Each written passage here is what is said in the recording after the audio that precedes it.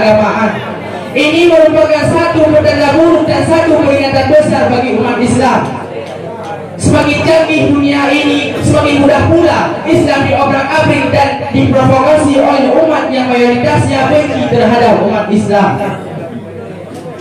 Bangsa Barat yang notabene adalah orang-orang kafir bukan hanya berhasil di bidang teknologi dan impor dan ekspor dan impor minyak dan lain sebagainya, tetapi mereka juga telah berhasil mengubah koridor-koridor ataupun konsep-konsep Islami kepada konsep jahiliyah masa yang telah terdahulu. Maka bagi mereka uang bukanlah satu hambatan demi terwujudnya cita-cita dan impian mereka. Mereka berani menghamburkan uang jutaan dolar, bahkan triliunan dolar untuk mendanai organisasi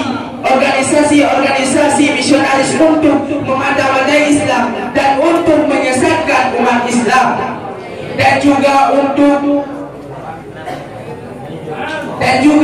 membuat agen militer untuk membasmi dan untuk menghabisi orang-orang Islam. Dan masih banyak lagi program-program Yahudi yang telah dilancarkan kepada umat Islam untuk membinasakan nama Islam di atas permukaan bumi Allah yang fana ini.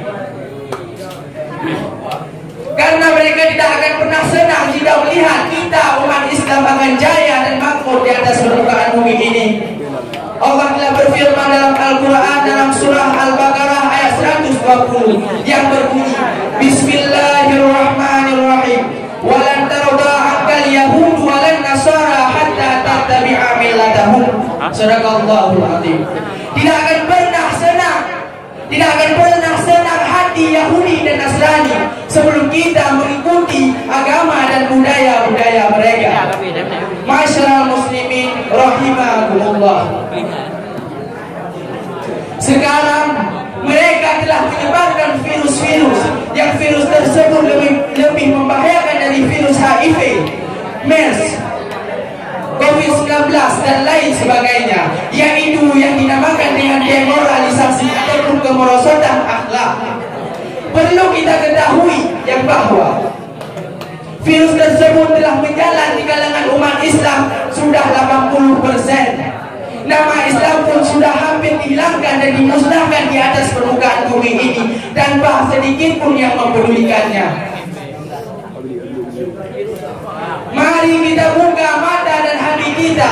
Mari kita lihat sama-sama pemuda-pemudi kita yang tengah terlelap dalam kehidupan hedonisme. Lihatlah saudara-saudara kita yang sedang diperang. Negara mereka dirampas. Mereka hidup tanpa rumah dan makan.